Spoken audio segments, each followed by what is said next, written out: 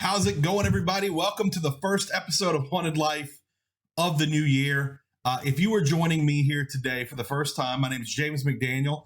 I am a digital host of Haunted Life, of Haunted Live, and Haunted Salem Live, both on the Travel Channel. And after Haunted Live finished, used to air Friday nights, all the fans said, well, what are we going to watch now?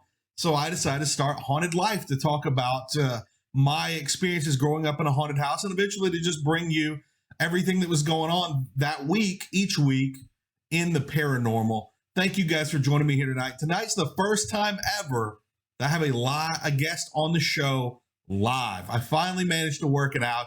This has been a year in the making. So, without further ado, let's get to the man we are all here to talk to. I would like to introduce Shane Pittman from TV's The Holzer Files. Shane, how are you doing tonight? Hey guys, how's it going?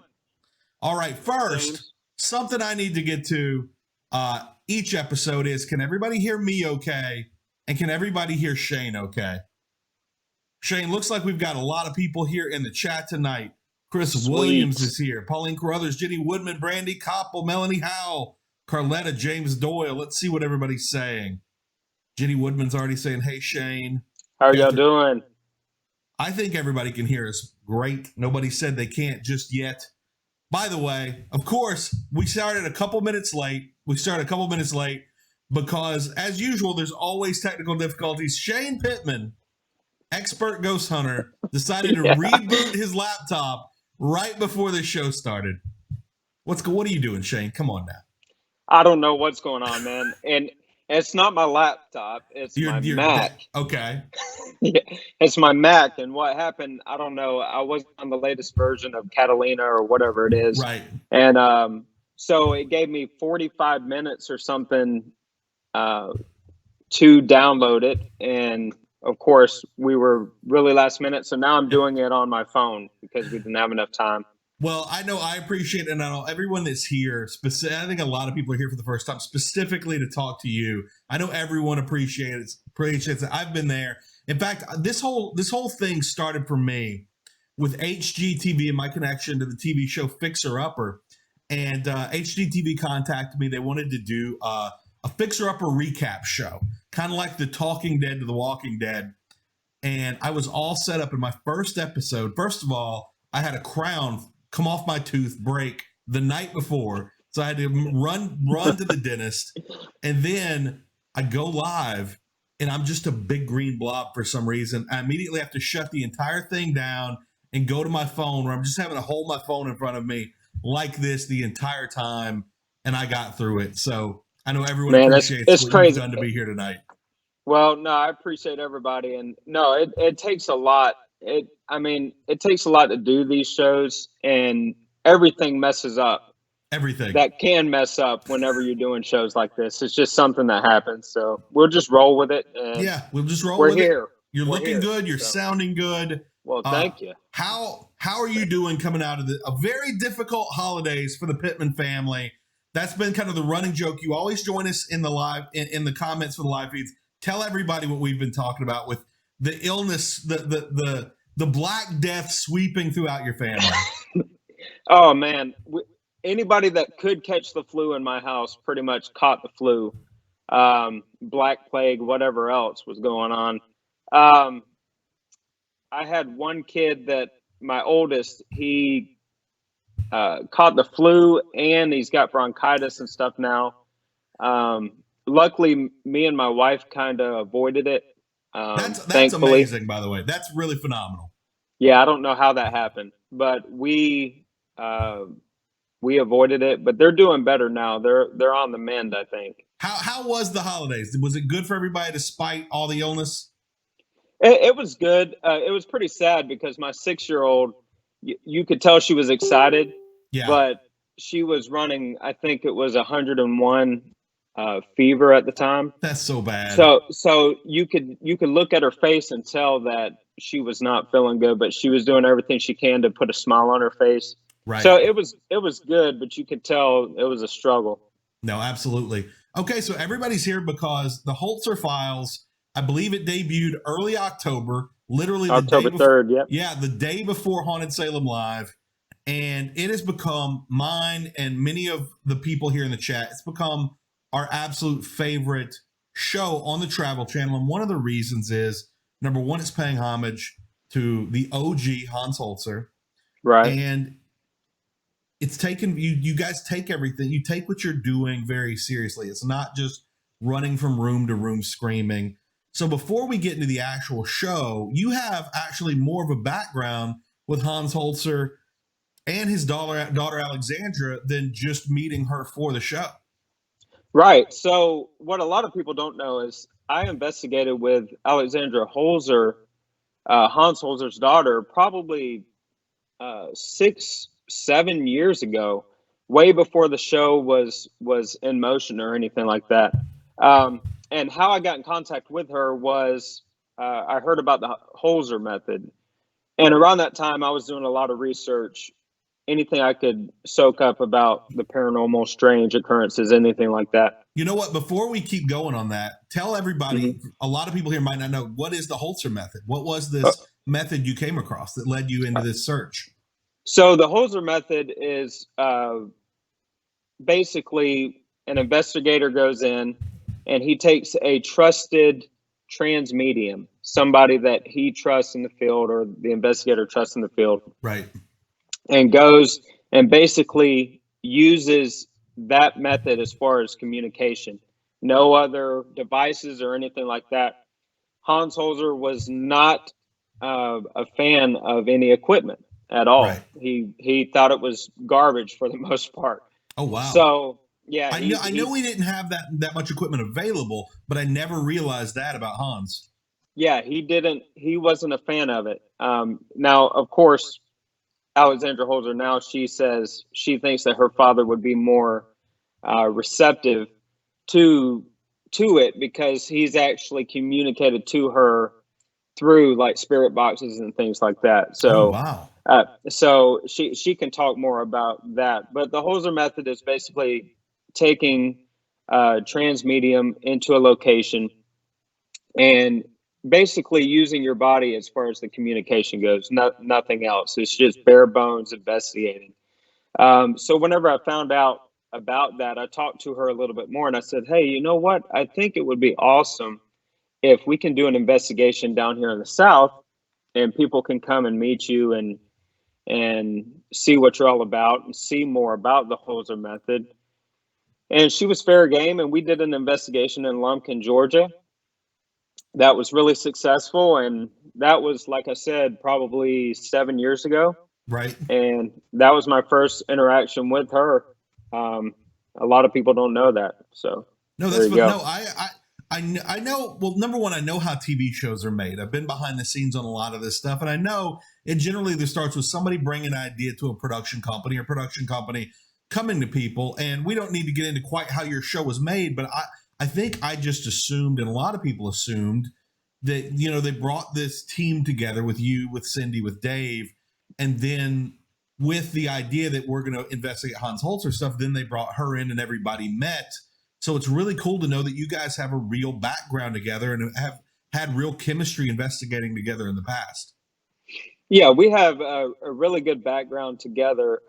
And as far as with Dave, Cindy, Gabe, and everybody else, right? Basically, how that went about was we knew of each other, we knew of each other's work and things like that, but never investigated with each other as a whole. So right. This was the first time kind of all getting together and using our different skills and methods to investigate cases. So I think it's been a really cool experience. And I'm glad that a lot of people are receiving it well. I think a lot of the shows people watch every day, the ghost hunting shows, you have a lot of people who've worked together for a very long time. So I think it's very impressive that you guys already have the chemistry that you seem to. We see it develop from episode 1 on, and you guys really have meshed together. You've gelled together so much. One thing I wanted to ask about was, we all know that Cindy Kays has a long history as a medium, but I believe I had heard from you or from Dave that this was kind of her intro this season into actually using her mediumship abilities in doing ghost hunts? Yeah, so paranormal investigating, she's new to it as Right. far as using her abilities in that method. Most of the time, she's doing shows, traveling all over the country, and helping people that way. So, actual paranormal investigations, this is fairly new to her. So, it's been impressive to see her kind of hone her craft in that atmosphere that's kind of different than what she's used to.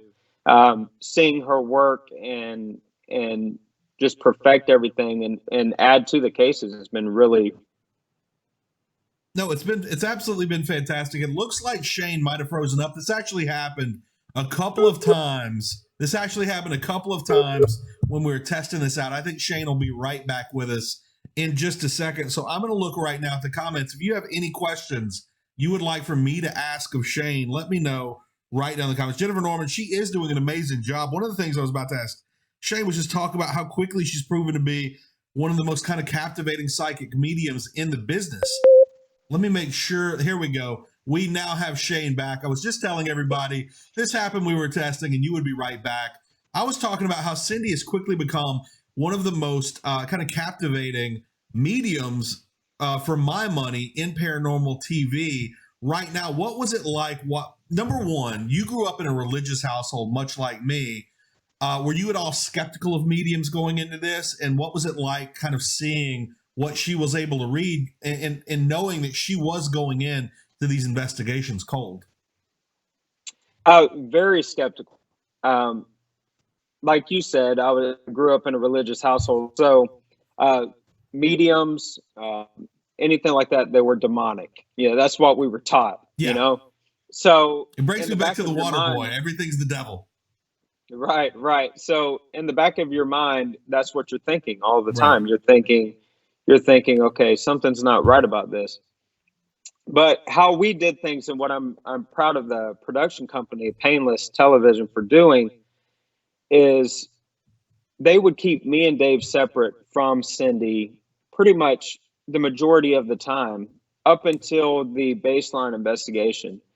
So we knew things that there was no possible way that Cindy would know it at all. It was not in Hans's old case files. It was newly found information that we came up with. That's really interesting, that in particular, because I always thought, well, I'm sure they are bringing in Cindy cold, but she could always just look and see, well, this is the town I'm going to. Let me look at Khan's old case files, what's published. You're saying there was a lot of unpublished information you personally witnessed her picking up on. Yeah, there was a lot of unpublished information, but not only that, sometimes she would fly in somewhere 4 hours away, and we would have a car there to drive her to the location. That's really impressive. So she didn't know a lot of the times exactly where she was going when she got there. So right. You're cutting out on us just a little bit. Everybody in the future, I'm going to have guests with much better internet. How dare you, Shane? How dare you? Wait, is he back? It's like watching a flip book right this second.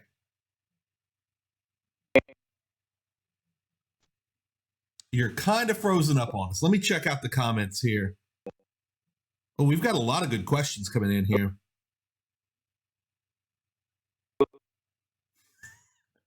Oh my gosh. Hold on. I'm going to try and cancel this and get him back on the line.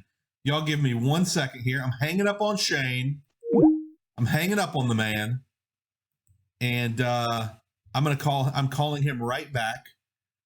I'm liking this information though. I'm learning, and I've talked to Shane on the phone a good bit in anticipation of this show. I've talked to him a good bit in anticipation of this, and I'm learning stuff here that even I didn't know about. Skype hates me, man. There we go. We've got Shane back. I was just telling everybody, yes, in the future, all guests have to have better internet than Shane Pittman, clearly. But I was saying, I bugged you all day. I bugged you all day on text, asking you different questions to be ready for this interview.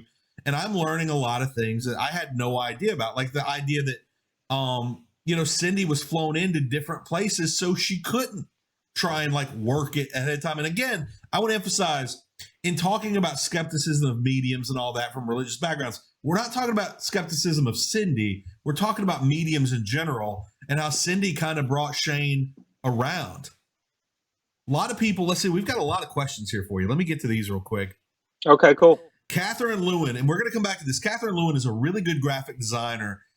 She has, and a big part of our community here, she has a piece of artwork that's in the running to win a prize. And at the end of the show tonight, I'm going to show it to everybody and have everybody go vote for it. She says, ask Shane why they throw him alone in the dark spider-filled rooms and he always seems to get attacked by a spirit. There are a lot of spiders in these rooms they've been putting you in.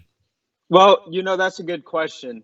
And mainly it's because I give the reactions because some of that shit scares me to death. And we're not talking about like the TV people saying, let's put him in. You're saying you think the spirits are coming to you because they know you're the vulnerable one. Well, I think it's that. And I think Dave knows me well enough too. And Dave knows that we're going to get the evidence that we need to further the case. Okay. Putting me in locations where the activity increases because they sometimes show themselves to me because that fear elevation that happens with me sometimes. Right. And a lot of people don't understand too is we're in these locations in these dark rooms sometimes 3-4 hours at a time. So I'm not there for 5 minutes and then I'm getting the hell out of there. Right. It's I'm there trying to gather evidence for quite some time.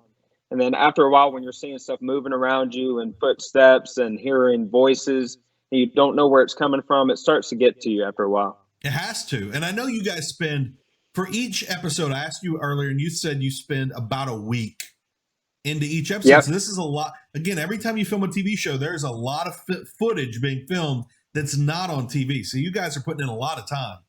Yeah, it's sad to me because there's so much footage that you guys do not see, and you have to condense it down to 44 minutes or something like that.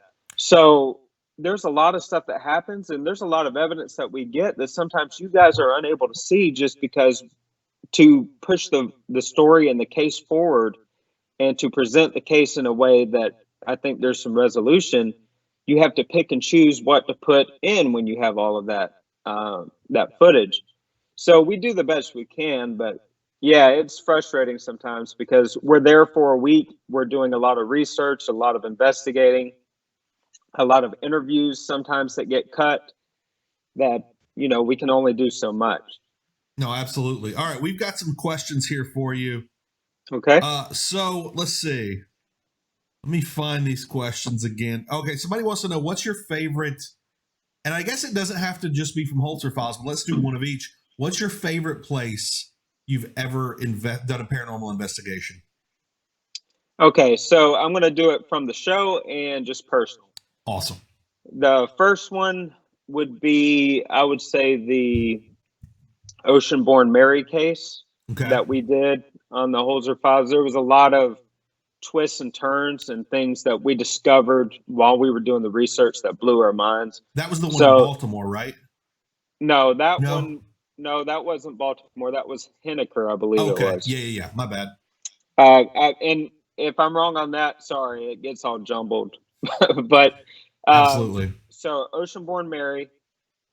And then the personal case that I did was one in Union Springs, Alabama. Ooh. And it's called the Pauley Jail. Okay. That one, I've never seen my brother terrified before. He's a younger brother, but I never saw him really legitimately scared. Right.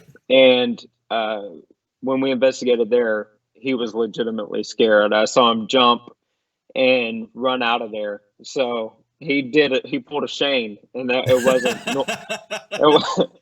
It wasn't normal for him to do that. So now, do you have a memory of exactly what it was that really got him, or it really got under his skin in that particular investigation? Yeah. So we were recording at the time, and we probably still have the footage somewhere. It's been years, But we were recording at the time, and we were trying to get this entity, Aberdeen Johnson, to show himself because he was the entity known to haunt the jail. I know you can't see me right now, but I'm grinning so big because that's such a great name. Aberdeen, yeah, I know. If your mom names you Aberdeen, you're like guaranteed you're going to be a ghost just because that's a great ghost name. Right. Now, it's a cool name, but he had a really tragic death. Like, lynch mob and all of that stuff. But that whole story. We can talk about that. I'm so sorry for joking about No, it's all good. It's all good. So we were trying to get Aberdeen to show himself, and there were these really large steel doors, to the jail. They were made really sturdy. It took a lot of force to actually close them. And we were trying to get the entity to speak. All of a sudden, one of the cell doors. Oh no, Shane froze up on us again. I'm really excited to hear this. It sounds like he's about to be back, y'all. Again, don't worry. If we lose him, we'll get him right back. I think we're really close. So Shane, it's literally telling me Shane has a poor network connection. Shane, how dare you? Okay, we're in the jail. Keep going. God. Sorry, guys. So we're in the jail, slams, and when the door slams, the whole jail resonates, the whole jail shakes. Oh, okay. It was that loud. He jumps and runs, and he kind of jumps a little bit because he thinks something is falling behind him because the noise was so loud. Right. And for activity to happen like that, and for whatever that was, the force it took, the energy it took to actually slam that door like that. Right. That was probably one of my favorite cases, just because I got to see my brother terrified for once, and that was that, and it was I think one of his first paranormal experiences. So that was pretty cool. Oh, that is awesome. So it was really twofold joy of the actual paranormal experience and just seeing your brother terrified, which I totally get. All right, we've got a couple more questions. So just so everybody knows, if I don't ask your question immediately, I'm going to get to it. I've been screen capping questions so I can come back around. Let's see. What's our next one? So that question, that was from Jenny Woodman. Carletta Puckett wants to know, where did you experience your first paranormal encounter? My first one was where was it? I think it was Nolanville, Texas. Okay. I was 6 years old. I don't know if it was Texas. It may have been Fort Hood. I'm not sure. Were you military? Did you move around a lot as a kid? Yeah, moved around a lot as a kid. My dad was in the military. He was in the Army. He was in the Marines for a while and then switched over to Army. Gotcha. So I was 6 years old. I believe I was in Texas somewhere, but I'm not exactly sure. What was the encounter? Do you have much memory of it? Yeah, I had a really intense vision. And was this daytime, nighttime? I believe it was nighttime. Okay. Because all I remember is I was after the vision, I cried. I was crying a lot. Went to my mom and asked her if she knew anything about what it was, and she told me, yeah, she knew exactly what it was. And yeah, so that was my first. I really had no clue what any of it meant, but it was pretty impactful for me. So. I think that's one thing that seems to run throughout the paranormal community is you, almost everybody I talked to all had paranormal encounters at a very young age. And a lot of people believe that we're much more open to paranormal encounters as kids. Like, it's not been kind of trained out of us. Oh, that doesn't exist. That's not real. And a lot of people believe you're a lot more open to it. Is that something, do you believe in that? Yeah, I absolutely believe in that because, my own children, that's my kind daughter, of where I was wanting to go and ask that, but I wasn't sure if I wanted to. Right. My oldest daughter, she's 15 now. Whenever she was younger, she was, I don't know if she was 7, 8 years old, something like that. She saw a woman standing at the foot of her bed and shushing her, telling her to be quiet, but she was in a red dress. Oh, wow. And we live in this old 100-year-old farmhouse. So I'm sure there's a lot of history to it. I tried to do a little bit of research on it, didn't find too much information about it. But she had experiences when she was younger, but as she's gotten older, it's kind of tapered off a little bit. Right. Which I think when you're younger, you're innocent. You don't have any preconceived notions about anything, right. and you are completely open to any experiences that you have. Exactly. And I think that's basically what it is. And then I think you get jaded the more older you get. And it's sad. It's sad, but it's true. Well, for me, like I've had a lot of paranormal experiences. Most of them I talk about were when I was a kid, but really the only ones that I really have noticed as an adult are, number one, when they're like, if it's something really heavy that I've experienced with someone else. And really there's a big one in a house I moved into after I moved out of the 100-year-old house I grew up in, where my dog and I both heard a whistle, and my dog took off running after the whistle, and I chased her down the hall. There's nobody else there. And I get to the room, and I get to the room she ran into, the dining room, and her hackles are up and she's growling, looking at nothing. And I wouldn't have thought anything of just hearing that whistle and ignoring it if my dog hadn't chased it. As a Wow. kid, I might have, but as an adult, I was willing to dismiss it until I saw my dog, and I trust her instincts much more than I trust mine. Now, this 100-year-old farmhouse, is that where you live right now? Is that where you are? Yep. That's where I am now. Have you ever decided to pull out some of your trusty ghost tech around there and look around? We have done, and we've gotten some EVPs and things here at the house. But it's nothing, threatening to where, I have to get my family out of here. Yeah, nothing to really concern you. Right. But we've had experiences here. My wife's had experiences here. Pretty much my whole family has. But it's, like I said, it's not something that's, terrifying or, I feel is threatening. Right. I want to give a quick shout out to everybody watching on Twitch right now. There's not many people over there. I think there's 4 or 5 people on Twitch. I'm trying to look over to grab your questions when I can. Mainly focusing on Facebook right now because there's way more people in the Facebook group, but I really appreciate it. I knew some of you said on Twitter, you don't have Facebook and you're never going to have Facebook, and I totally respect that. So I wanted to give you guys an alternative way to watch the show. Shane, earlier you talked about the good relationship you have with Dave Schrader. Tell me about that. When did you first meet Dave Schrader? How did you two guys come together? So the first time I met Dave in person was, I believe, in February or the beginning of March. Okay. We were kind of put together whenever the team was being assembled. Right. But you were aware of Dave before that, right? Yeah. We knew of each other and each other's work, right, but never met in person. But as soon as we met in person, it was it just clicked. I mean, he is, for anybody that has never met him before, you need to. Yeah. He is one of the most genuine people that I've ever met. And he's one of my best friends. So you and Dave are both two of the easiest people I've met to just get along with, to talk to hit it off with. And so I have no doubt you guys hit it off really quickly. Well, I appreciate that. Yeah, we hit it off, and it was support for each other too, because you're away from your family, you're away from, you're doing a lot of filming, and you get tired sometimes, and you have stresses of other things. And Dave, a lot of people don't know this. He's one of the hardest working men I've ever met in my life. It's ridiculous. He was filming full time. He was filming the Holzer Files, right? Then he was doing 3 radio shows. How many hours of work per day?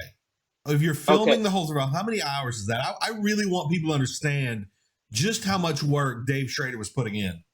Okay, so the actual filming was sometimes 12 to 15 hours. Right. And a lot of the times Dave would be going his call times would be before mine and Cindy's because he was doing interviews and doing a lot of other things. So we would wrap some nights at maybe 4 or 5 in the morning. He would have to be up at 8 to film his to do his radio show, which is a and 4-hour radio show nightly. Which is and he would have to record those just to make sure that all of his listeners got what they needed, and he was, holding to his commitment for his radio shows. Right. And then he would go and film. So he would get sometimes 2-3 hours of sleep a night. And then our 6th day we would be traveling. So he really, he put a lot of work into it, and I have a lot of respect for him. We all know you have a big family. You have a wife, you have 4 kids. Dave has 11 kids. Dave has the kids. Just a massive family. No wonder he doesn't have any hair. Exactly. I don't know if anybody could possibly keep all their hair after 11 children. That's just a lot of energy just into the creation of them right there. I don't know how he does it, man, but one thing I can say about him is he's got like 100% love for every single one of them. And it's amazing to watch because I saw him calling each one of his kids and talking to them even on the road. That's awesome. Just checking up on them and making sure that they were good. He's just a phenomenal.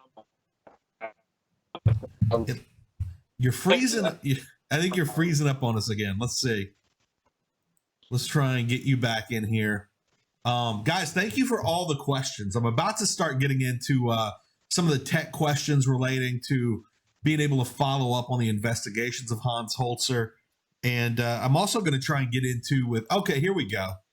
All right, Shane, it looks like you're back. Can you hear me okay? Yeah, I know. I'm in the... Well, we've established you're in like an ancient farmhouse, maybe like an ancient hobbit hole of some sort in the wilds of Atlanta. And I'm in close proximity to Alabama. So no, I'm just kidding. I love Alabama. I love Alabama. And look, I'm right next door. So I'm just kidding. We're both Southern guys who both love the South and also love to make fun of all the other Southern states that we don't live in. Clearly, we got to. Y'all, like, I grew up an Atlanta Braves fan, but I talk so much trash about the Atlanta Falcons. It's ludicrous. Just the amount of trash I talk. So I don't like the Atlanta Falcons either, and I live in Georgia. That's right. You're a Chicago Bears fan. Yep, Chicago Bears. I respect and that's a lot not more. much better. Well, but it's not much better. Chicago Bears never blew a 28-3 lead in the third quarter of the Super Bowl. So, just saying. Yeah, but we kind of blew it in playoffs and stuff too. So every year for the Saints, every single year. Okay, so one question I have is so you guys are taking the original investigations of Hans Holzer from, I think he did most of his work 50s and 60s, and you're bringing modern technology into it. You're expanding not only on the things he wouldn't use back then, but things that did not exist back then. What do you think are some of your biggest advantages, modern technological advantages, in really being able to take his work as a baseline and move beyond it? Well, what I think is really cool, and what's a major advantage is, let's take Cindy, for instance. Whenever she's having an experience and she is going in and she's saying that she's feeling a certain way, or there's environmental changes around, there's cold spots, there's hot spots. We've got technology now that can back that up. So whenever she's saying something, or if Dave is saying, hey, it just got cold right here, or it's hotter here, we've got the thermal camera. Right, we can prove it and back it up, and have that video evidence to just further back up the claims of not only us, the investigators, but the countless people that had experiences in the location. So one of my favorite things on modern shows, and it happens on a lot of them, is when someone like Cindy is saying, I feel a presence like right here. I'm feeling a presence right here, and then tells you more about that presence. And then you pull out an SLS camera and, oh, there's that figure right there. And then somebody's like, hey, can you touch me on the hand? And the figure touches on the hand. That level of the evidence coming together and dovetailing, it just gets me so excited. It really blows me away. And that's something we're able to do more and more. And hands never had access to any of those things, even down to, like you're saying, establishing I'm not just feeling cold. The temperature dropped right here. Right. Yeah. Hans, he had just his basic audio recorder, which he would record interviews sometimes, things like that. And he would have his transmedium. He would have Ethel or Sybil and some others that he would use for is every it once in a Sybil while. that has the creepiest voice in the history of mankind? My Well, body. Both. Well, both of them did. Both of them did. But one thing about Sybil is It's Sybil unreal. had a pet snake, I believe. She had a Why pet not? snake that she would carry around everywhere with her. So Sybil was quite the character. I'm For not sure. saying Sybil was in any way fake, but in pro wrestling, they call that living the gimmick. You are living your gimmick when you're a psychic medium. You're carrying around a snake, just got a bat sitting on your shoulder. She's all in. She was fascinating, man. Her and Ethel both. Just going through some of the cases and Mhm. some of what they picked up on at that time when they didn't have access like we do, like Google Right. and the internet. They didn't have any of that. So some of the stuff they were picking up on was just amazing to me. Something that honestly just popped into my head is so you've known Alexandra Holzer for a very long time. She's clearly wanting to honor the memory of her father and it kind of help expand his legacy.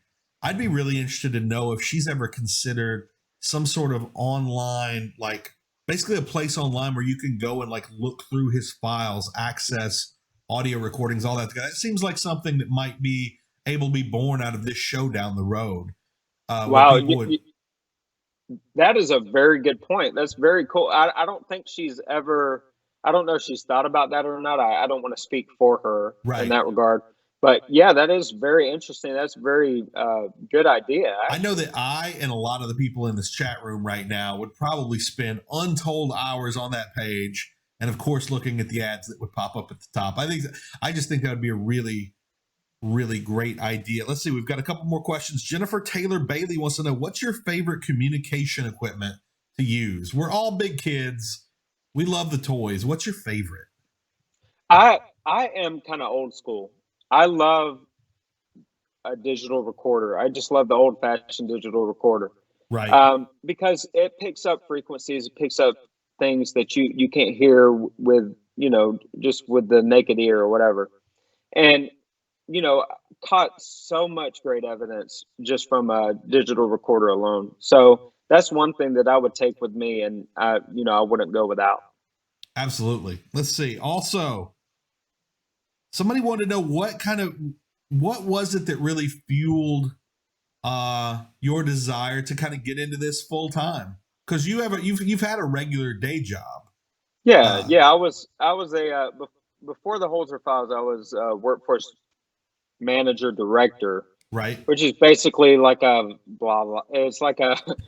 I don't want to talk too much about it. I almost did a spit take there. I was drinking some Diet Coke and I almost lost it. Yeah, it's just a corporate job. I was a low-level executive for a staffing agency and was basically making sure that the workers at our different clients were doing what they were supposed to be doing. But what got me into the paranormal was, of course, having the experiences when I was younger, right, and being able to once I had more and more experiences. From there, I wanted to research and soak up as much as I could. So I would read books from like Hans and from other professionals in the field. Right. And then whenever I found it, I've always been a tech guy. I've always needed the latest technology. You couldn't tell with the internet connection now, but I've got an iPhone 11. I've got like the latest technology. I've got to have that. It's something I enjoy. And whenever I found out that there was technology out there that could prove some of the experiences that I was having, that I could actually test and use those devices to kind of prove what was going on around me, I was Right. hooked at that point. So that's kind of what got me into it. this is a question I wasn't expecting to ask. So I hate to put you on the spot on this. So No, you're go saying for you it. like basic recording devices. You're able to pick up EVPs, pick up responses to what you're saying. There's a lot of people out there who have those. There's a lot of people out there who are thinking about get them. Do you have an actual model that you would recommend to somebody? Like what kind of recording device you would recommend? Any Olympus recorders, you Okay. can't go wrong with, because a lot of them have a live listening feature. So basically, the newer ones are built to where you can plug in your headphones and you can be listening in real time to any EVPs or anything that may come through the device. Right. So any Olympus recorder is good. Now, if you don't have the money for that, and I tell people a lot, that you don't have to go fancy. You can use your phone and the voice memos on your phone. Yeah. And your phone has some equipment in there that can pick up higher frequencies than what you can hear with your ears. Right. And if you're just starting out and you're just wanting to test things out, then that could be a way to go too. So, if you can't afford it right now, you can definitely go and just use your phone and test it out for yourself and see what you come up with. So both Robin Baker and John Hawkins are asking this question. At this point, it's kind of a recurring theme. Oh, poor Shane. Like Shane's getting stuck in the basement, all this. They want to know, is that something that's actually that has bothered you at any point? The kind of poor Shane kind of meme going around on Twitter when people are live tweeting the events. No, I actually get a laugh out of it. Okay. Because I'm not one of these guys that, I'm real sensitive or anything as far as, I'm not going to get upset if people are poking fun. Because my own wife does it. Okay? I was about to say, your wife gives you so much shit online, and I love it. There's no way you could be that sensitive married to Esther. My wife, Esther, she will be on the front lines making fun of me, okay? So if I can deal with it from her, I can deal with it from anybody. So y'all can keep doing the poor Shane things. That's cool. I may come out with some shirts later. Y'all can rock the hashtag poor Shane. I will wear a poor Shane shirt all day long. Also, a hashtag justice for Shane shirt after you almost murdered Dave. Tell us about that. Like, let's get into that. Tell us this, remind us which episode that was and kind of how that whole situation started happening. That was the Howard Dickinson house in Henderson, Texas. Mm-hmm. Probably one of the most terrifying experiences of my life. I'm glad you said that. That was actually one of the questions. What's your most terrifying experience? So there we go. Yeah, that was probably the most terrifying experience. We were investigating for a while there, and that night everything seemed crazy off. Like nothing seemed to be going right with me. I couldn't get, I was setting up the equipment. I was doing everything. Everything seemed to be going against me that night for whatever reason. Right. And I started getting a headache earlier in the night. And whenever I went into the basement, that headache just started intensifying more and more and more. I was starting to feel nauseous, just not feeling good at all. Really agitated. And a lot of people asked me after that episode was, were you possessed? Do you think that this was a possession? No, I really don't. I knew I was me, if I can say it that way. But I was feeling the emotions of somebody else. Like an emotional transference. Yeah, and it was something so intense that I couldn't shake it at all. Right. No matter what I did, I could not shake it. As soon as I walked out of the house, though, immediately started feeling better. As soon as I stepped foot outside of the house, the craziest thing. And other things, the baseline that we did beforehand, I checked EMF levels and all of that too, just to make sure that, because I know, high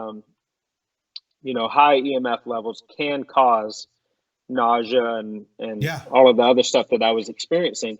But you were ruling out other things. Yeah. Right. I was ruling out other things. Even before we got started, we had a baseline, and then throughout the night, there wasn't really any significant fluctuations to where I would say, yeah, it's high EMF.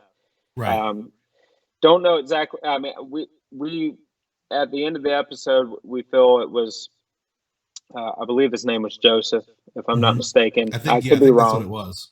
Um, but yeah, it was something so intense, something that's never happened to me before, and I hope never happens to me again because it was something I just couldn't shake, and I felt like I was borderline not in control of myself. Like I knew I was me, but it was almost like I could not control my emotions or anything else, and it was really terrifying.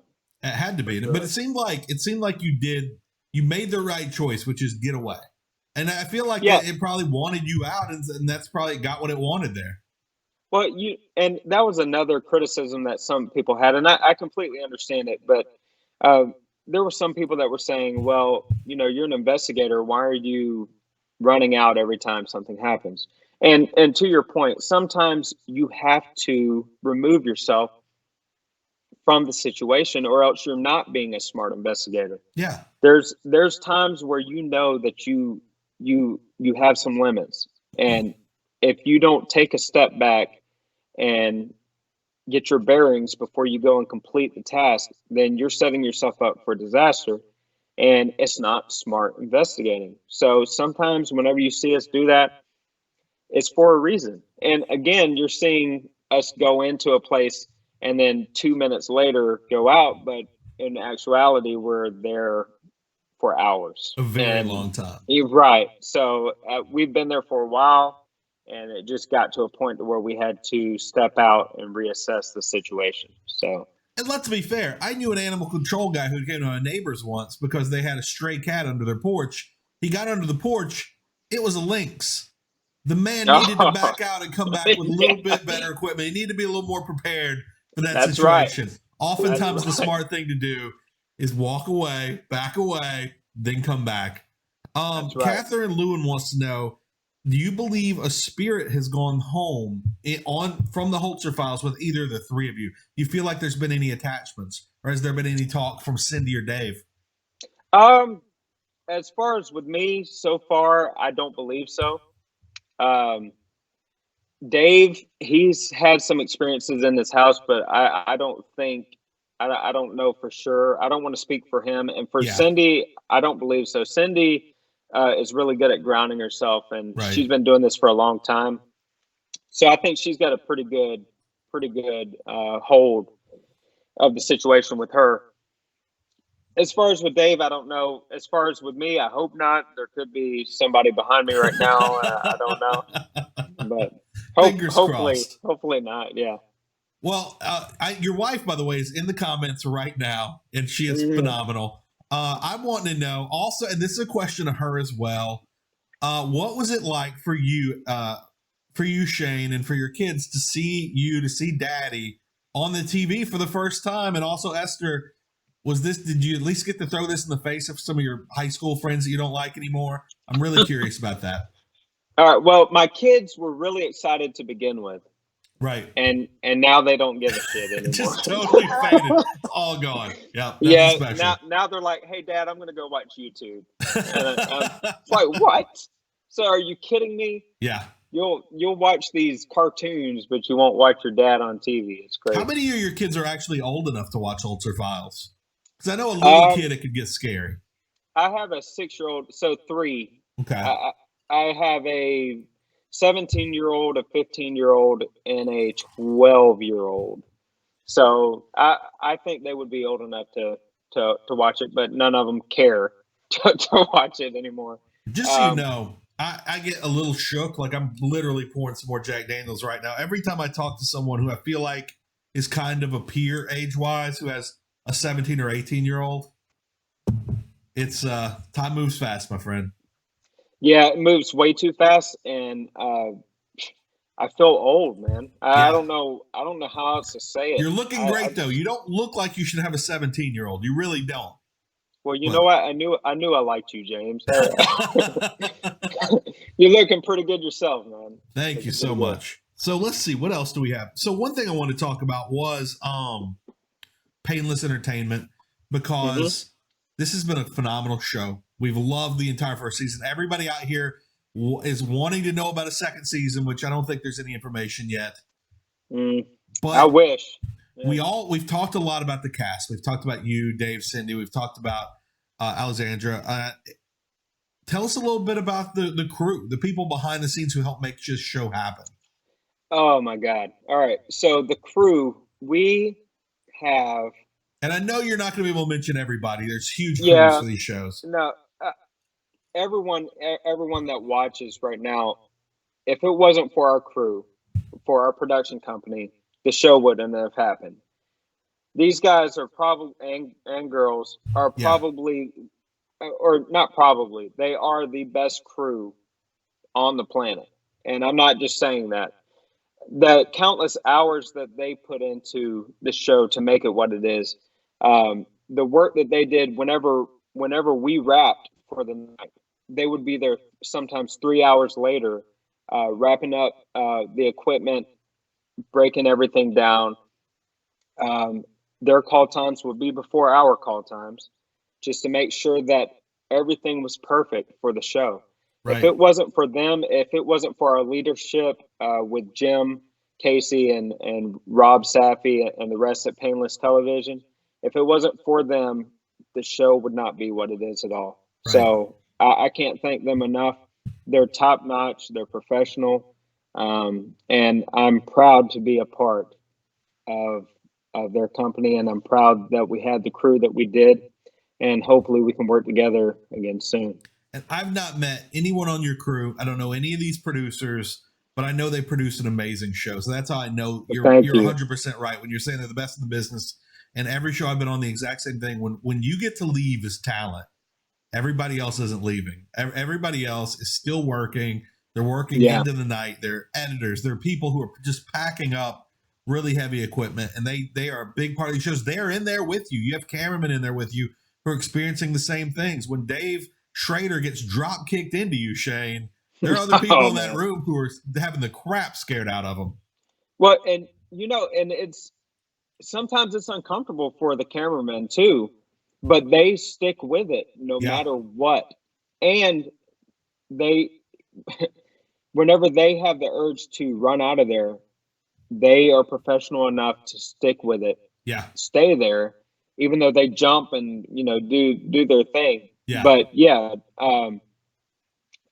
Rob, we had a cameraman, two Robs, Rob Toth and everything. And they were just phenomenal at their jobs. And the whole crew was fantastic. And what people don't realize is there's pre-production and there's post-production. So even before we were boots on the ground, so to speak, with filming the show, you had people locking in the locations. We had Gabe Roth that was researching even way before, and Alexandra was helping along with that to try to get these locations and the cases locked down on where we were going to go. So a lot of work went into it, and I couldn't be prouder than the work that everybody did.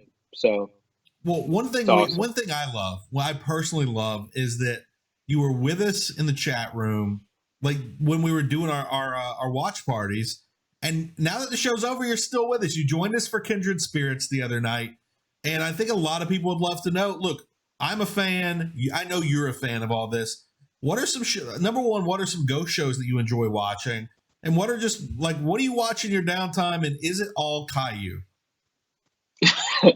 How did you know, man?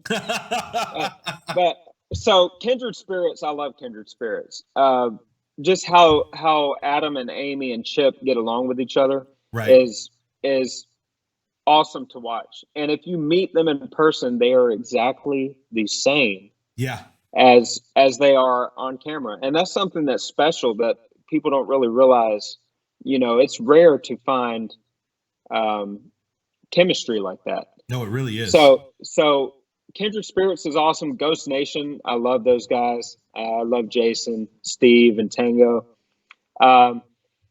Non-paranormal show that I like to watch is, and I'm so sad it's over, but Silicon Valley. Silicon Valley is so great. Oh my God, man. I love that show so much. And I watched the whole 6 seasons in like 3 days. Oh my Lord. Yeah, man. And I am so sad. And you can ask Esther about that one because she's like, God, are you ever going to do anything else? Are you ever going to watch anything else? That is But it's been one of the best sitcoms on the air for a yeah, I long love time. I second that. If you're looking for a bingeable show, get your HGTV Go, or I'm sorry, HBO Go, HBO Now. Get your free Yep. week-long trial and watch it all in a week. It's amazing. And I want to say something real quick. I know we've been going maybe about an hour We're or right so, at an hour. We're a few minutes short. and I want to thank everybody because we've been consistently around, from what I'm seeing here, like in the 60s or something Yeah. like that, with people being on here. So I appreciate everybody being on. And if we didn't get to your question, I'll try to answer them when I get off of here. Well, that's awesome.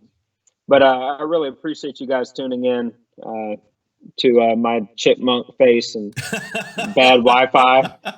Luckily, here's the thing, and I think this is going to be one of the selling points as I try and get more guests in the future, is with you on screen right next to me, you look so svelte, Shane. You look so gloriously thin.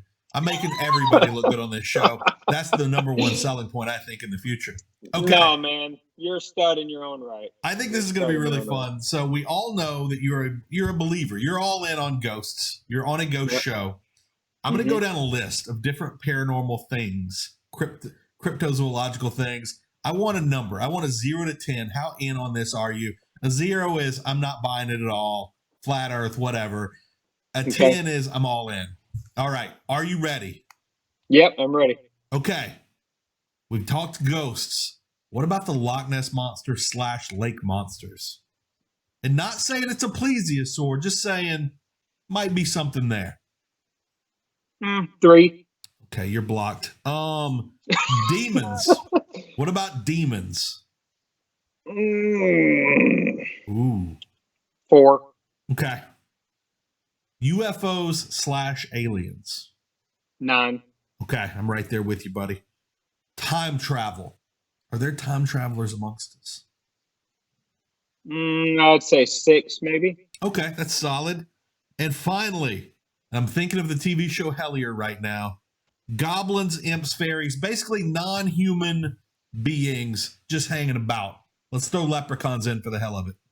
Okay. Well, just to preface this a little bit, before if I didn't talk to Dave about this and some of the pictures that he had whenever, I believe it was in Scotland or Ireland, something like that. Yeah.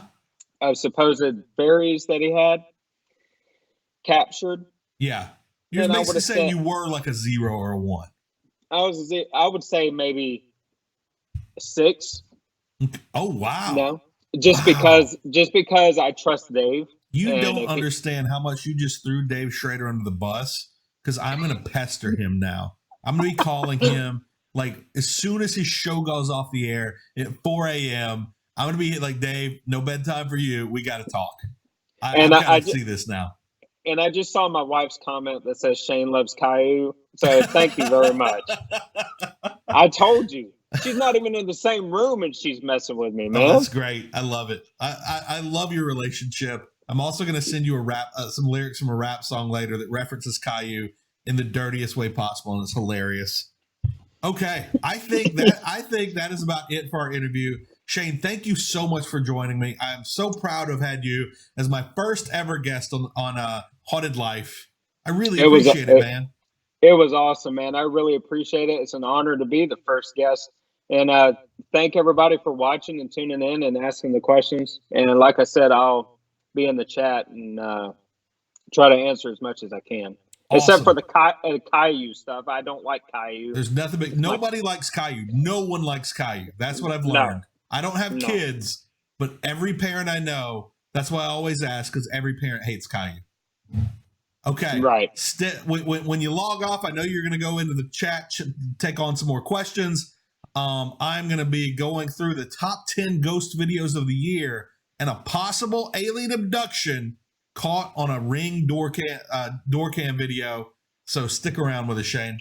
Sweet. All right. Y'all have a good one. All right. Have a good one, buddy. All right. Bye. I accidentally went immediately to that video, which I'm about to go to and start over. Thank you guys for sticking with us for an hour throughout this show. I'm going to try and rush through these videos, because I know people are going to bed. I'm seeing we're losing people to bed. First of all, how dare you? You are both reported and blocked. But how great was Shane Pittman? A freaking phenomenal guest, a phenomenal guy who is here for the fans, he's going to the chat right now to answer more questions because I am not the best host in the world. I know I missed a lot of questions, not just from y'all on Facebook, but also from people on Twitch. Let me go back. Let me check real quick, see if anything's happening on Twitch, see if anybody's talking. You Twitch people, we've got a good little group of people over on Twitch. No questions though. So apparently the less inquisitive people are clearly on Twitch. Not to bury y'all, but I'm straight up burying y'all. All right, so now we have a possible alien abduction caught on video. I'm going to play the video. I've learned in the past, I'm going to mute myself during the video so that you don't get an echo from my screen because I'm going to be listening to it too. Let me know what you guys think of this. Here we go.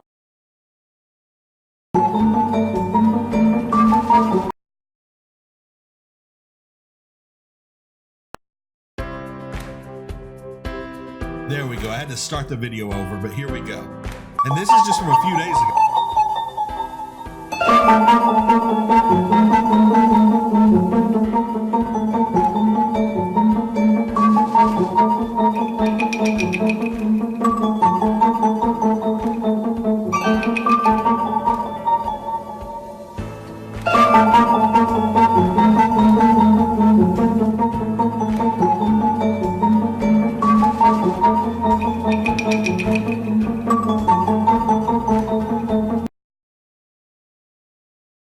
Who the fuck is that guy? Who the fuck is that?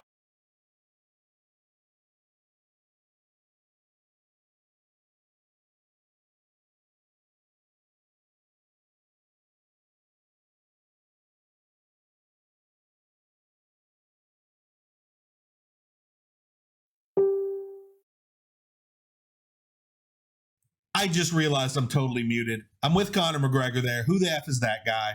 That's what I was just saying. Everybody I know is right now posting. You're muted. I'm well aware. But the question is, what was that? The couple says it was a glitch. The glitch in their door cam system. Isn't that what somebody who has the power to turn into a moth would say? Or someone who is normally abducted by aliens because maybe they're an alien. Billy Corgan, lead singer of Smashing Pumpkins, says he saw someone turn into a lizard creature in front of him. If I'm out there turning into a lizard creature, I'm telling everybody my doorbell camera is on the fritz. So what do you guys think? Let me know in the comments. Let me scroll down. So many comments tonight. I really, really appreciate everybody here for this. Let's see. Yep, I knew everybody was telling me I don't have sound because I always forget to unmute myself. I know. Oh, my God. So comments are always about a minute behind when I see them, and y'all are all telling me that right now. So let's go start the top 10 ghost videos of 2019. The first one is one we have definitely seen here on Haunted Life before. It is purported to be the ghost of Pablo Escobar. Let me pull up this article really quickly and kind of read you a little bit about it. An odd piece of footage from Colombia appears to show an apparition lingering in the former mansion of infamous drug lord Pablo Escobar as it was demolished. The strange scene was reportedly captured. Let's see, when was this? This was posted back in February. You are going to see what looks like Pablo Escobar kind of hanging out, going in and out of this building, and then you're going to see this building demolished. All right, so here we go right now. Let me make sure. Stop. Okay, yeah, the video's starting now.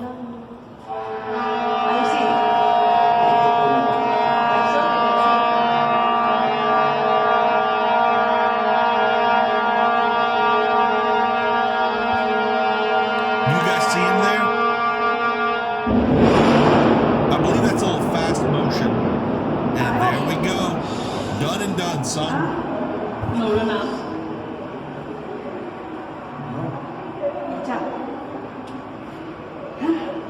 Right, Sean Daniel? That dude did get really thin before he launched into the air. I believe now we're going to get... let me see if there's going to be a slow motion replay. If not, I'm going to play that again. I'm going to play this again so you can really see. Look on the yeah,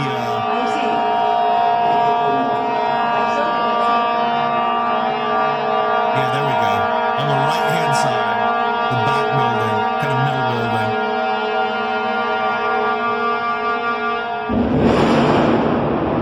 Yeah, Rosie, we're doing the top 10 ghost videos of the year. We definitely covered this one before.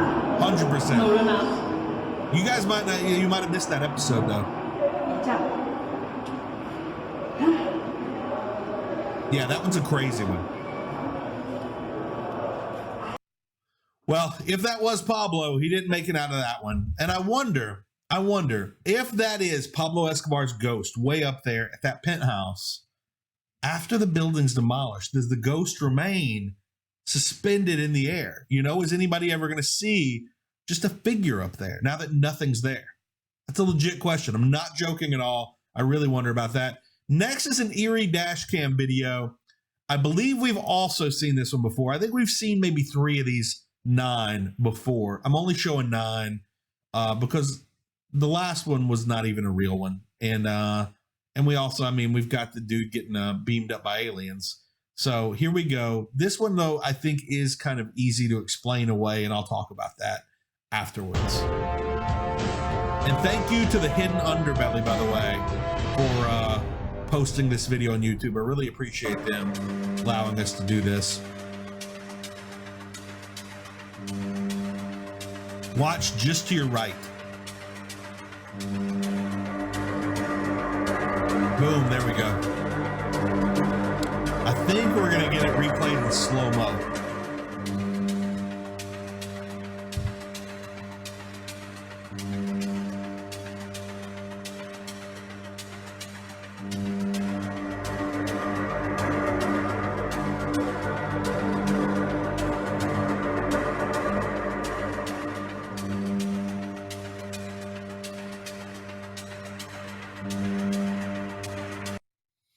Okay, I see some of you saying it's hard to hear me during the videos. Trust me, I'm not saying anything you need to hear. You were here for Shane Pittman. You're here for the videos. You don't need any of my nonsense, so don't worry about missing anything. I'll say it again anyway. Come on now. So that one was interesting. That one could have been something. It also could have just been some crazy asshole in the middle of the road. I'm totally up for that being a ghost. I'm totally up for that being a crazy asshole. That one could have really gone either way. I think we can all agree on that. Next up, haunted Indian wheelchair. I also have a potential explanation for this.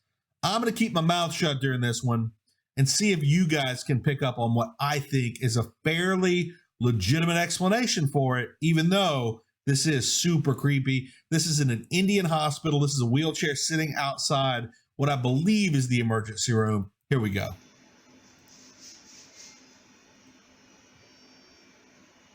It's going to be the wheelchair right in between the yellow chairs. Watch it.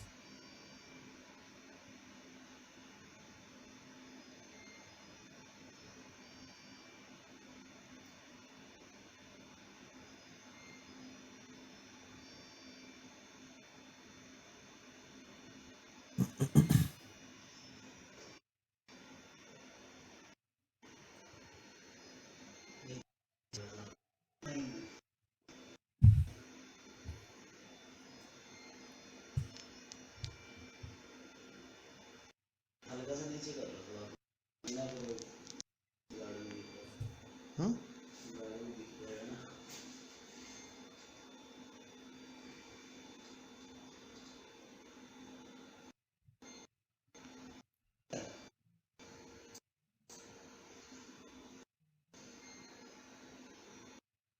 इसको तो पीछे I'm going to add a little file here. Let me find this photo to add that I think really highlights what's going on in this video. This wheelchair is done with this hospital's bullshit. It's done with everything going on in India. This wheelchair is out. So my take on that video is that could very well be a paranormal incident, but good Lord, my hair. I don't even know how to handle this. By the way, thank you, Brandy Alvarez, for sending me this hat for Christmas to my P.O. box I posted. You are the freaking best. Thank you so much. I love my Saints hat. There was a lot of wind in that video. You could see the wind on the bushes. You could see the wind on the trees. There was a lot of wind, although that's something you really have to go back and look and see what direction the wind is blowing. There was a lot to get that wheelchair going. And from the angle of the video, you can't really see, is it an incline, a decline? You can't really tell. But that one, that's an interesting video. Not the best video. I think clearly we've had a little bit of a weak 2019, if that's one of our top 10. The next one, I think, is a little better, unless somebody is really, really working a hoax here. This next one, I think, is something. This is a haunted, let's see, this is a haunted antique hearse. Here we go. Let me start this video. Here we go.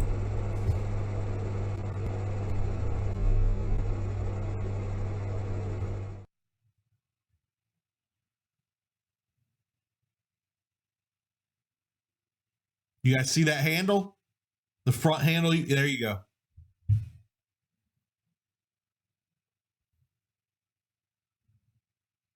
So let's say that was a hoax. Let's say that was a hoax. They would have had to have been either you're having to work a spring mechanism that I think would have probably been visible on camera, or you have to have somebody up top pulling. And I don't think in that old building, I'd seen some other pictures of that building. I don't think there was even a spot for anybody. So I think that would be a much harder one to fake. But I think that one is much more interesting than the potential dude in the road and the potential windy wheelchair. Again, all of them are interesting. All of them are worth looking into. But I think you guys can see the weaknesses in them. And there's some stuff there too. Okay, here's maybe the most famous haunted video of the year that went unexplained. Again, we had the baby crib video with the ghost face that ended up just being a label on the mattress because the dad was just too lazy to put on the mattress cover. But here's a baby monitor video that went totally unexplained and is pretty phenomenal. Here we go. Here you've got the baby. And there we go. Look at that full-bodied apparition that kind of fades in and out. And it's got the baby's attention. The baby is popping up. The baby is looking around. The baby knows something is up. It's like whatever that is got the baby's attention. And again, you can kind of see it fade in and out, but you can also kind of see it the entire time. I believe this is a Daily Mail video. I think I got this from the Daily Mail. Yeah, dailymail.com. Want to make sure and show that so we don't get in trouble for using their video. Is that y'all's favorite ghost video of the year? Do you think that might be the best evidence you've seen this year? We've had some really good stuff, though. We had that face. Oh, I forgot to ask Shane about this. The face that kind of planted into the glass, into the, on Holzer Files, there was a back door. There was a kind of a curtain, and it looked like a face went into the curtain. That was phenomenal. We had the ghosts of Jefferson Parish or whatever on Travel Channel. Got a really, really incredible full-bodied apparition video that honestly belongs in here. I should have tried to get that one. Totally forgot. I was worried about me and Shane getting the Skype right and everybody being able to hear him okay, which I'm so glad he did. That worked really well. And by the way, I want to do this every week. I want to have a different guest on every week. If there's someone you want to have on here, whether it's Chip Coffey, members of the Tennessee Wraith Chasers, tell me in the comments. The people who are mentioned the most, those are the ones I'm going to try and get first. And yeah, so let me know, and I'm going to try and get those people. And now is as good a time as any to let you guys know tomorrow. I don't know when tomorrow, but sometime tomorrow, probably later in the day, 5 p.m., let's say, Central Time, I'm going to be coming back to you live right here on Facebook. Also on Twitch, potentially, as long as I know a couple of people are going to show up on Twitch.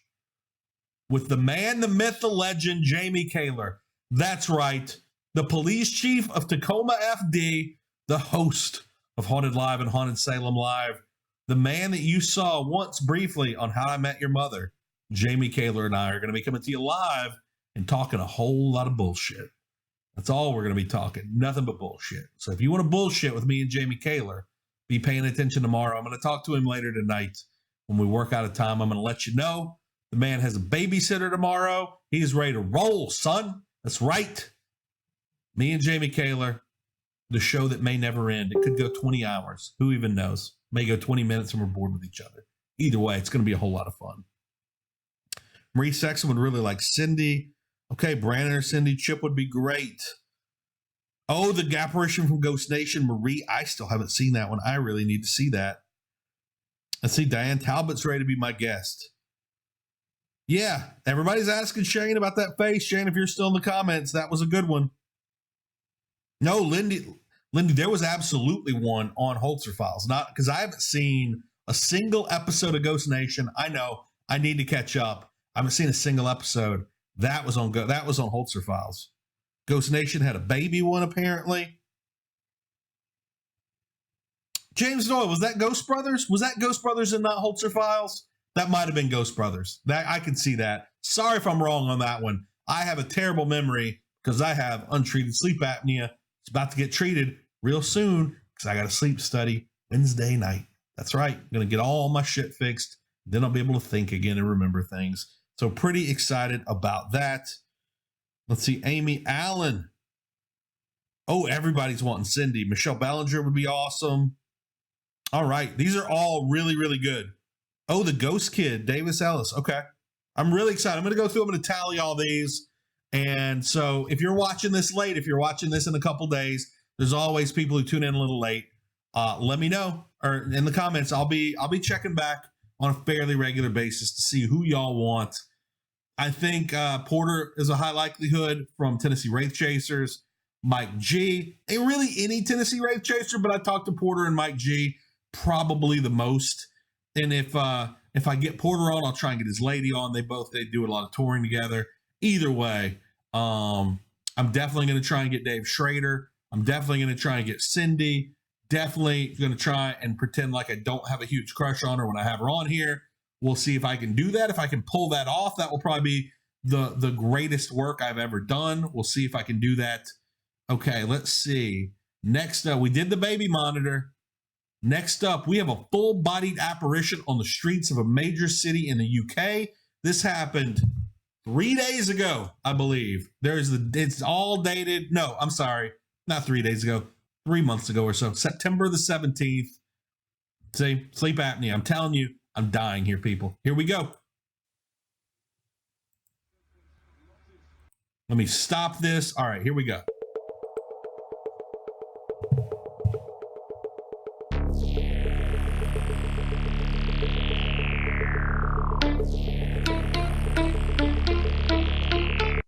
Yo, it's Weeful with the scroll screen. Pow! Welcome back. I've got a ghostly apparition caught on a security camera. Yes. I paused this real quick to let you guys know I borrowed this video from the YouTube channel of Disclosed Screen, aka quote, the Grim Reaper. That is who's talking. Thank you so much. I want to make sure everybody knows how to go find the video if they want to watch more. And I don't want to just steal people's stuff without giving them proper credit. I grabbed this from YouTube. So thank you much, the Grim Reaper. Here we go. By the way, watch. I think you can all see this fence row. Watch just above the white. There's the fence row, then above that some white, and then it's kind of a little crosswalk. Watch right there. UK buying Ann Alston and Angela Ryan. They say they can't explain this one away. No matter how many times they watch it, the same question arises. Who? What is it? The location is Junction North Road, Marble Hall, Milford Haven. It's been seen previously before in the past, but it's the first time it's been captured on video. I've been speaking to Anne through private message and she's asked me to try and figure out what this could be or try to explain it, but I'm at a loss. I guess this is where you guys come in. She told me this has freaked her sister out as it is captured right outside their house on their home security. So my obvious first question was, is the CCTV outside the house or inside behind the window? The camera is outside mounted to the building, so a reflection is out the question. They're filming the clip on their mobile phone from the monitor for the purpose of getting it uploaded to Facebook. It is a pretty bizarre clip. It was filmed just gone midnight at around 12:15 AM, and we can see a police car patrolling moments before the figure makes an appearance. Is it a glitch in the Matrix, a ghost, a time traveller, interdimensional being, a cloaked MI5 agent? Since uploaded, the video has gained 516 shares and nearly 300 reactions since it was posted yesterday morning. Can you make heads or tail of this clip? Anne would like some answers. Can we help? Let us know your thoughts down below, please. You legends. Pow! Okay, so this guy's This guy's talking about having 500 views. I'm going to give a quick update here. Here we are, a few months later, 23,900 416 views on this video. For my money, that might be the best video we've looked at tonight. That is a phenomenal video. You can see it appear, you can see it disappear, you can see through it the entire time. It's, I believe, broad daylight. We've established that if we're to believe the Grim Reaper, and honestly, how can you not believe the Grim Reaper? I mean, seriously now. The camera is on the outside of the window. Also, I saw somebody say they really want me to talk to the Hellier team. I'm deaf. That's somebody I can definitely get. I would love to have them on as well. I got to finish Hellier season 2. I got to get through that. I know most of you already have. I was actually holding it back. I was thinking about waiting to get their permission to do like Facebook Lives while we watch it together, while I have it embedded here in the thing. I think I'm just going to go ahead and plow through it since everybody's already seen it by now and see about getting those. Let's see. Pauline Carruthers. So it looks like a military soldier. Rosie Wade says this guy looks like he spits a lot. Sylvia says it looks like a woman with a purse for sure. Let's see. A lot of you guys are talking about my sleep apnea. Shane, I swear to Christ, don't make me block you. I will report you to Facebook and I will block you. How dare you? I'm sure she already knows though. Come on now. All right, what is our next video? Let's see. Our next video is one of my favorites of the year, the Haunted World War II doll caught on camera. If you've watched every episode of Haunted Life, you've seen it before, but here we go. This is an awesome video.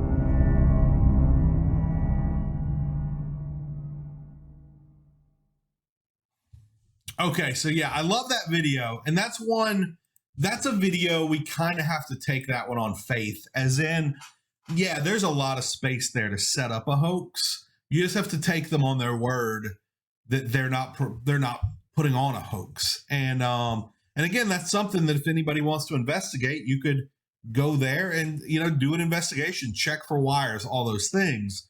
But if we're taking them at their word, cheers. That's a great video. Yeah. And anything with a doll is creepy. By the way, Shane, I forgot to bring up while we were on the air together. Let's all talk real quick about the investigation Shane and I are talking about doing. We hit a snag in the road, but hopefully it's going to be worked out tomorrow. I'm going to go ahead and give you all dates. I'm going to give you all a town, and we'll see if this works out. The dates would be a 2-night investigation with me, with Shane Pittman, Friday, the 24th of January, so 3 weeks away. Saturday, the 25th of January, 3 weeks away. We would be investigating. Let me make sure and pull up these photos real quick. We would be investigating the Gothic haunted hanging jail right here in my hometown, 1 block from where I grew up, right here in DeRidder, Louisiana. I'm going to pile pictures on top of pictures here. If you also want to see this hanging jail, it is featured in the Netflix movie Eli. 2 people were hung here many years ago. Many more people died here. Let me see. Here's a photo of the inside. This would be part of the area we're investigating. There is an investigation of this uploaded onto YouTube, but I don't think anyone has ever gone in with the type of equipment that we'd be bringing into this and there has never been a public invitation ghost hunt like this. Now, this place costs a lot to rent for the night, so we would be charging kind of what everybody else charges with Tennessee Wraith Chasers. We'd be charging around $100 for this if you want to do this, because that's what it basically takes to pay for the place. It's very expensive. Let me see. I think I have one more photo. These are the two people that were hanged here. They killed the cab driver, dumped his body, stole $14 for him.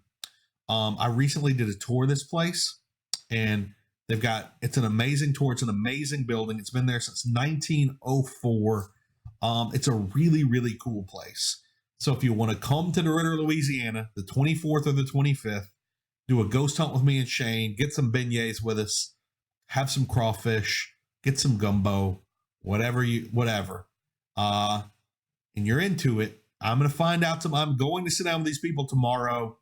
Hopefully I'll have a firm yes or a firm no, and we can get this thing moving. And I think it would be really cool. It'd be really cool to meet a lot of you. I really want to investigate with Shane as much as you guys want to investigate with Shane. I've been wanting to do a paranormal investigation in this place since I was a kid. I grew up looking out my bedroom window at this place 1 block away in the one house in town that was probably more haunted than this jail. Also, I recently found out this thing was in operation. And when you see inside this place, go look it up. You can find pictures. Gothic DeRidder Hanging Jail.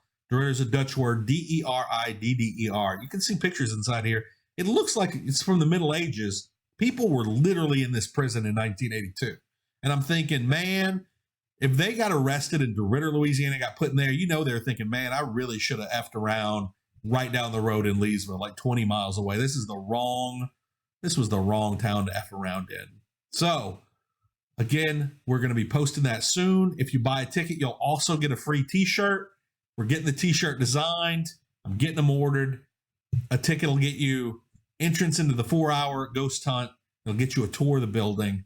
And it'll get you access to us, and it'll get you a free t-shirt, which outside of this will probably be $20 or $25. So other people can buy the t-shirt, but you can't say you were there. Either way, that's what's going on with me and Shane. We're trying to get this handled. It is really, really hard, y'all. It's really hard to book an event in between Christmas and New Year's. Nobody wants to talk to you. No one wants to come to the office. No one wants to do business between December and New Year's. And that was really, really frustrating. But New Year's has passed. It's an actual work day tomorrow. And I'm going to be there bright and early, 8 a.m.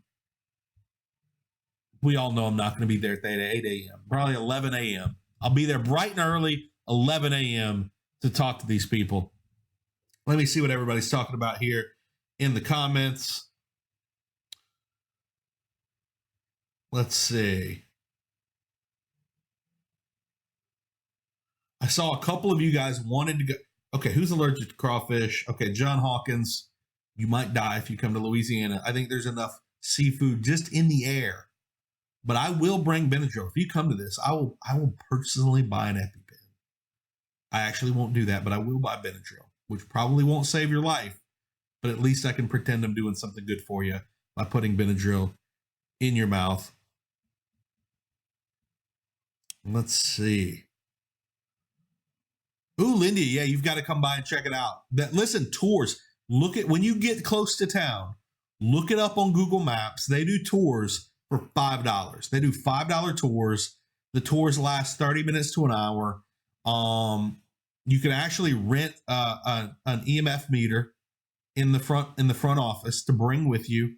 You should definitely check it out. $5 tour. You really can't beat that. You can't get anything for $5. You can't even get a extra value meal at McDonald's for $5. Jamie Cummins, how dare you? Rosie Wade, January 24th, January 25th.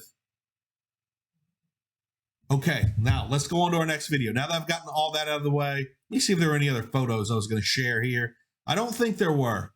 Also, Shane, you should know we've lost like a third of the audience after you were gone. They're like, we are done with this fat ginger. We are done with this man. Shane's gone. The sex appeal is now gone from this show. They're just stuck with a guy with a flag that says Union Justice Crawfish. I don't think anybody's here for this. Okay, not true. I really appreciate all y'all.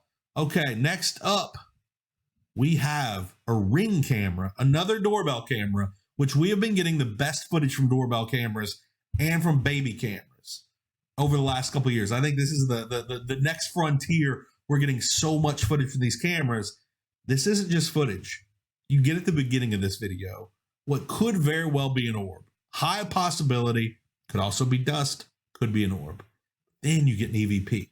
And it is a little bit of a watch. Listen close. Turn up your speakers. I'm going to turn this up all the way. And we'll see what we can hear, because there is definitely an EVP here that supposedly says, I'm going to kill you. So here we go. Let's listen. Here you can see the orb at the very beginning. I've got it stopped. Now I'm hitting play. 47 seconds in is where you're going to want to listen.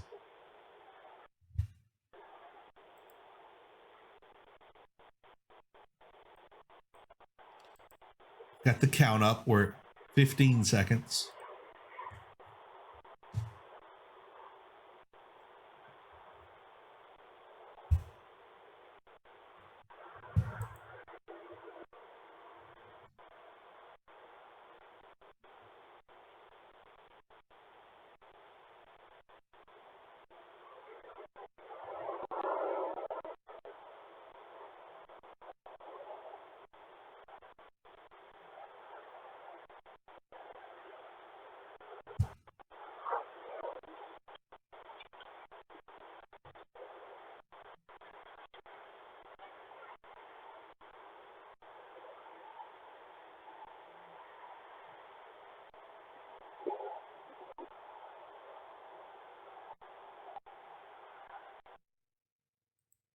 Did you guys hear it? I didn't hear it that time. I heard it earlier. I did not hear it that time. I don't know why I didn't hear it, but I hope y'all did. If not, we're almost done. You can go back at the end. You can scroll back. Our next video is a really cool news story. This is, as when it comes to ghost videos, this is really uplifting. This is a woman, again, you probably saw this in the mainstream news, woman who believes she caught her father, this baby's grandfather, on an ultrasound, kissing his coming grandchild. Like the curve of the cheek. Here we go. Now take a look at this ultrasound. A Santee mother said it gave her quite the surprise at her appointment this week. As our 10 News reporter Rena Nakano shows us, not only did she meet her baby girl, she also got a visit from her late father. Expectant mother Chantel Carrillo can't wait to meet her baby girl, especially because she's waited over a decade for another child. This is actually kind of like my little angel baby, because I had 2 miscarriages before this. 4 months in, and she could feel her baby, but it was at this ultrasound this week where she finally got to see her. And then finally he's like, okay, she sat still, let's do it. Bam, bam, bam. And he took like 3 pictures in a row. And then that was the picture. At first, all she saw was her little miracle baby, but her friends noticed that there was another person in the ultrasound photo. Holy crap, that's Chuck. That's Chuck. Leaning in for a kiss for baby was Carrillo's late father, Charles Chuck Carrillo, a fun-loving man who died of a sudden heart attack in 2016. The craziest part of this discovery is that this was a replica of Chuck's first photo with Carrillo's firstborn at the hospital 10 years ago. If you were to know my dad, you would know that that's something he would do. He would come back and do something crazy like this. Some call him Womb Raider. Like the curve of the cheek right there, and that's the nose, and like just his lips. Others see him as a ghost, but Carrillo is convinced that her dad is her new baby's guardian angel. I just find it so awesome, because it's like, you know, my dad's in there saying it's okay, it's all good. You know, when you finally see that, you can't unsee it. It took me a while, and then I was like, that's him. Yes, you clearly do see that it looks like a face, and it's such a wonderful feeling for her. Yeah. And mothers and fathers are always with us. It's a gift. Indeed, always with us. Why are we listening to these people? Okay, I really like that one. That was really sweet. I've got one more thing to talk about, but first, Catherine Lewin's been talking about this in the comments. Catherine's been a part of this group for a very long time. Catherine is part of a competition right here. This is her design. This is her design for a t-shirt for the 44th annual Pole Pedal Paddle event in Bend, Oregon. Every day between now and January 9th, you can go vote for her design. Right now, she is in second place. She legit needs us. She is almost 100 votes behind. Right now, let me pull this up. Right now, Catherine's Design, go to that website. You don't have to log in. All you have to do is type that in, selco.org. Hold on, I'm not even looking at the screen. Selco.org/PPP. Catherine's Design has 237 votes, but some asshole's design is 323. Really hope it's an actual asshole. We need to help Catherine beat this. If she wins, she gets $500, which is going to go to helping her dog through an illness it's battling right now. It's going to go to some medical testing. So go right now, open up another window. I'm going to talk about this for just a second. If you want to run right now, throw it a vote. You can do this every day till January 9th.